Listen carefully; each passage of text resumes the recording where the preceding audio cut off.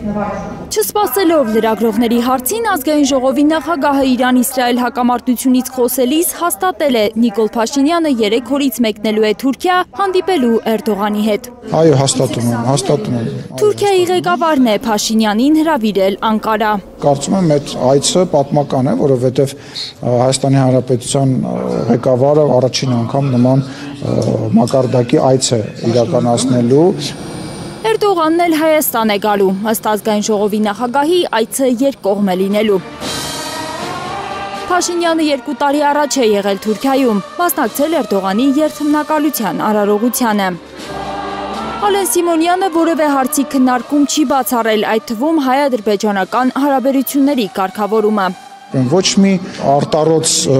բան էսպայի դրությամբ չեմ կարող ասել, որովհետև չեմ բացառում որևիցե քննարկում։ 24 News-ը, որին դիվանագիտական աղբյուրներ հայտնել Փաշինյանի Թուրքիա այցի մասին, քննարկման օրակարգից մանրամասներ է բացահայտել։ Ըստ լրատվամիջոցի Նիկոլ Փաշինյանը Էրդողանի հետ քննարկելու է խաղաղության պայմանագրի կամ նմանատիպ մեկ այլ փաստաթղթի ստորագրման հարցը, որը կարող է ստորագրվել 2 հասցեում, կամ Վաշինգտոնում սեպտեմբերին, կամ Միացյալ Էմիրություններում դեկտեմբերին։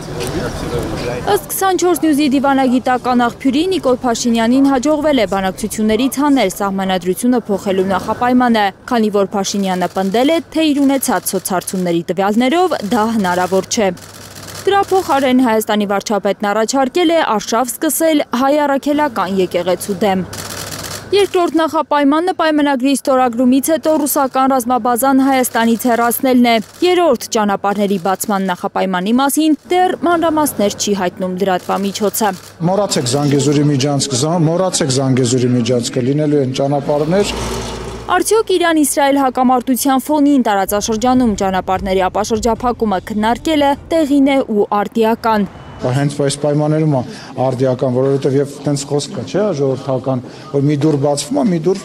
փակվում է եւ հակառակը։ Սիմոնյանը վստահեցնում է, այս պահին Հայաստանին պատերազմ չի սպառնում, ռիսկերը մինիմալ են, դրանք չեզոքացնելու ճանապարհին գործուն քայլերից մեկը Փաշինյանի այցն է Թուրքիա, հայտարարել է Սիմոնյանը։ Լիլիթ Սարգսյան, Արմեն Ապրեսյան, Հայլուր։ Հայաստանում եւ աշխարհում տեղի ունեցող իրադարձությունների մասին առաջինը իմանալու համար բաժանորդագրվեք մեր ալիքին։ Սեղմեք զանգակը, որ բաց չթողնեք, ամենահրատապը, ամենակարևորն ու հետաքրքիրը։